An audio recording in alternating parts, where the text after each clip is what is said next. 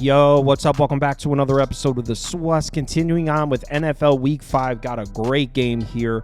Baltimore Cincinnati, AFC North battle. Let's do it. Welcome to The Swas. The Swas. Swas. Hey, get the Swas. All right, like I said, Ravens are on the road in Cincy for this one. The Bengals are catching 2.5 points at home. Total sitting at 48.5 or 49. Depending on your sports book. Let's take a look at the pie charts. Let me pull them up real quick. Here they are.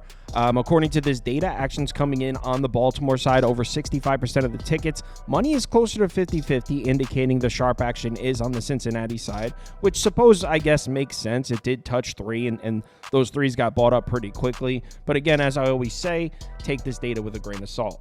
So let's get into this matchup, and look, we could start with some head-to-head history. The Ravens took both games last year. Before that, the Bengals had won a bunch of them. But the reason the head-to-head history between these two teams is a little weird is the injuries. I mean, Lamar Jackson has been hurt. Joe Burrow's been hurt. We've seen Tyler Huntley games. We've seen Jake Browning games. So, I mean, if you're looking for a trend, the Ravens are 5-1 against the number in their last 6 matchups against the Bengals, 3-3 straight up.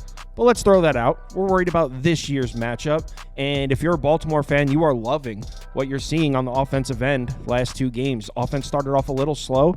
Last 2 weeks, over 31 points per game, 8 yards per play, over 51% success rate, plus 39.8% DVOA. Ravens offense looking like one of the stronger offenses in the NFL, maybe the strongest. First in the league in yards per play, 6th in success rate, 3rd in EPA, 1st in DVOA. Passing numbers are creeping up, getting close to the top 10 in pretty much everything there across the board. As I'm sure you know, the Bengals defense has struggled a little bit. I mean, on the surface, they don't look that bad. 13th in yards per play allowed, 14th in yards per pass attempt allowed, 15th in yards per carry allowed. But if you look at some more advanced metrics, we know the Bengals are not a good defense. This is by far the weakness of the team. One thing the Bengals do, they run some man coverage. Now, 10th most in the NFL, it's not crazy, but over 30% of their snaps in coverage are in man. The reason that could be significant, Lamar Jackson's struggling to throw the ball against man coverage. This Ravens offense, I don't know if it's on the receivers, the play calling, Lamar Jackson, really ugly looking numbers against man coverage. Just 53% completions, 5.6 yards per attempt, and a 56 passer rating against man. So I do expect Lou Anarumo to come out, run some man coverage, dare Lamar Jackson to beat them in their man coverage.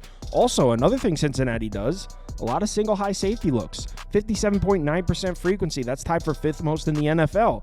And Lamar Jackson, much worse passing numbers, throwing the ball in single high safety looks. Passer rating goes from 121 against 2 high safety looks to 73 against single high safety looks. So look, Lou Anarumo is going to come out, single high safety, man coverage. He's going to dare Lamar Jackson and those Ravens receivers to win their one-on-one battles and make plays down the field. And Lamar Jackson was making throws on the Bills defense downfield, but before that, on passes traveling 20 yards or more, I believe he was 1 of 9 on the season before that game. So I don't know. I don't know if he's going to make those throws. As far as Lamar Jackson's history against Cincinnati, he was very good against them last year. In the 2 starts, he completed over 67% of his passes, 8.5 yards per attempt, a 116 passer rating. In his 4 starts before that, not very good. Just 53% completions, 81 passer rating. So not much to take away there. And as far as generating pressure on Lamar Jackson, probably not going to be a ton, maybe a little. I mean, to be honest, it depends on the injury situation on the Bengals defensive front, and we'll get to that in a second. Lamar Jackson, though, he's been much better when given a clean pocket this year. That wasn't the case last year. Last year, Lamar Jackson was actually making a ton of plays when pressured. This year, he stood in the pocket and delivered some throws. Hasn't been getting the ball downfield a ton until the Bills game, we should say. As far as the Ravens offensive line, they've been pretty good in pass protection, 19th in pressure rate allowed. That's not bad. And the Bengals have not been generating much of a pass rush this year, just 20th in pressure rate, 32nd in pass rush grade. I will say part of that is probably due to the injuries. They were missing a ton of pieces last week. A lot of question marks here on the depth chart, although BJ Hill, Trey Hendrickson, and Jermaine Pratt all participated in practice. So I think at least 3 of these 5 question marks are going to be playing in this game. To be honest, as far as the Bengals pass defense goes, I don't hate the matchup for them at all. They're going to come out in man coverage. They're going to dare Lamar Jackson to make plays down the field. And judging by what we've seen in 3 out of the 4 games so far this year, I don't know if he's able to make those throws. That being said, as far as the run defense goes, God help us. So first of all, Cincinnati has struggled against mobile quarterbacks since last season. Over 44 rushing yards a game, 8.8 rushing attempts per game, over 5 yards per carry. Obviously, we know Lamar Jackson definitely fits this mold. He's probably the best of all the mobile quarterbacks. Not to mention, Derrick Henry seems to be getting it going. Opened up the season against the Chiefs. Couldn't really do much, just 13 carries, 46 yards in that game. Since then, he's averaging over 144 rushing yards per game, almost 6.5 carries per game. The Ravens rushing offense right back on top of the NFL, just like they were last year. First in yards per carry, first in DVOA, fourth in success rate. Looking good. I will say, haven't seen the toughest of run defenses. I mean, they saw the Cowboys, might be the worst run defense in the NFL. They saw the Raiders and that battered defense. They're looking pretty awful. And they saw the Bills. The Bills have a terrible run defense. That's been the weakness of the Bills team for years. So it's important to mention that Baltimore hasn't really seen a run defense yet. But, I mean, they're playing the Bengals. It's not like that's changing now. Cincinnati's 15th in yards per carry allowed, 31st in success rate, 28th in EPA. They've really been struggling to stop the run. Not to mention the Baltimore offense pretty much on the healthy side. Cincinnati's dealing with some injuries defensively. Baltimore's got a left guard questionable. Other than that, they should be good to go. So as far as running the football, it's going to be there.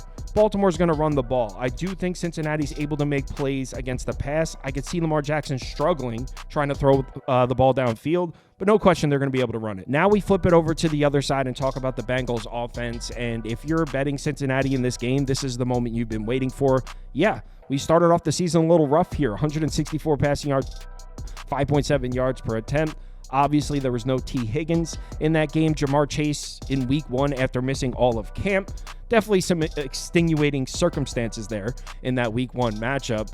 Doesn't matter, though, because since then, they're looking like arguably the best passing offense in the NFL, averaging over 271 passing yards per game. 64.7% success rate per dropback is wild. 7.8 yards per attempt, an average passer rating of 110.6. Even with that Patriots game included, Cincinnati still got top 5 offensive numbers across the board.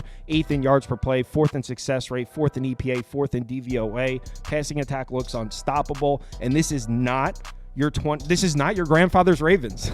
This is not Mike McDonald's Baltimore Ravens defense. In the first 2 games of the season, they looked terrible against the pass. Over 283 passing yards allowed per game, 59.6% success rate per dropback allowed, 8.6 yards per attempt. This is looking like a really bad pass defense. Yes, they've been slightly better in the last 2 games, but still allowing over 280 yards passing a game, 6.8 yards per attempt. No question, this Ravens pass defense, huge step down from what they were last year. And yeah, if you look at DVOA numbers, Baltimore will be the toughest defense Cincinnati's seen so far this year, but that's factoring in the run defense as well. If we're talking strictly pass defense, I mean, the Chiefs are tough. Baltimore's been struggling against the pass. All Cincinnati wants to do is throw it. And we got to give the Bengals offensive line some credit. They've done a great job in pass protection, 7th in pressure rate allowed, 11th in pass blocking grade. Baltimore's defense has played really well against the run, not generating much of a pass rush, just 22nd in the NFL in pressure rate generated, 10th in pass rush grade. So Joe Burrow should have time to throw,